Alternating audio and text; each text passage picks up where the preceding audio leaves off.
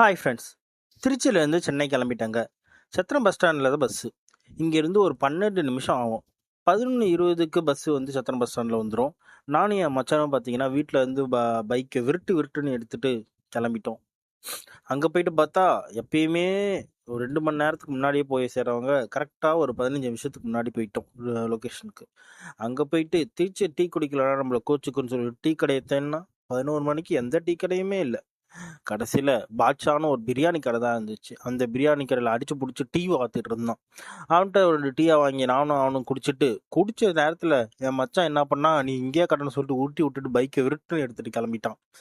நான் அப்படியே ஆசையாக நின்றுட்டு இருந்தேன். கரெக்டாக டான்னு 12:20க்கு பஸ் வந்துச்சு. எம்பிடின்னு ஒரு புது பஸ்ஸு புக் பண்ணியிருந்தேன். மரியாதையெல்லாம் பரவாயில்லைங்க, பலமாக இருந்துச்சு. போர்டிங் அப்பையும் நல்லா மரியாதையெல்லாம் பலமாக கொடுத்துருந்தாங்க. கரெக்டாக பார்த்தீங்கன்னா ஆம்பியன்ஸ்லாம் சூப்பராக வச்சுருந்தாங்க.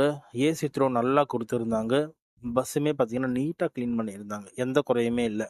முக்கியமாக சொல்லணும்னா ரீடிங் லைட் ஒர்க் ஆகுச்சு. அதுவே ஆச்சரியமாக இருந்துச்சு. சரி, எல்லாம் பரவாயில்ல, ஓகேவா இருக்குதுன்னு நினச்சா அங்கே தான் ட்விஸ்ட்டு. கம்ஃபர்டபுள் தான் கம்மியாக இருந்துச்சு. 5.5 வரைக்கும் ஹைட்டில் இருக்கவங்களுக்குலாம் ஓகேங்க, கம்ஃபர்டபுள் தாராளமாக ஓகே. ஆனால் நான் 6 அடி ஆச்சு, அதான் கொஞ்சம் கஷ்டமாக போச்சு. டிவி இருந்துச்சேன்னு நானும் பட்டனை தேடி தேடி விருட்டுன்னு எடுத்து பார்த்தா எங்கேயுமே பட்டன் கிடைக்கல. அந்த அசதியிலே போடான்னு சொல்லிட்டு படுத்துட்டேன்.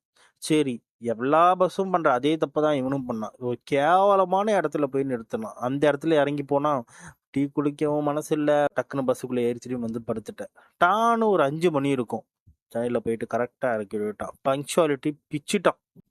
நானும் பஸ் ஸ்டாண்டில் இறங்கி ஒரு டீயை போட்டுட்டு வீட்டுக்கு கிளம்பிட்டேன். டோட்டலாக இந்த பஸ்ஸுக்கு பார்த்தீங்கன்னா 5 out of 3.95 கொடுக்கல.